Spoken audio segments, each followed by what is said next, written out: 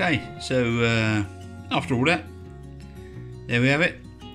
Nice little chicken, sort of like a casserole, made out of just bits and pieces out of my cupboards, or our cupboards actually, with tin potatoes, all the coloured peppers, courgettes, garlic, onion, a little bit of cheese, well, a lot of cheese on top. There's some chicken thighs underneath, and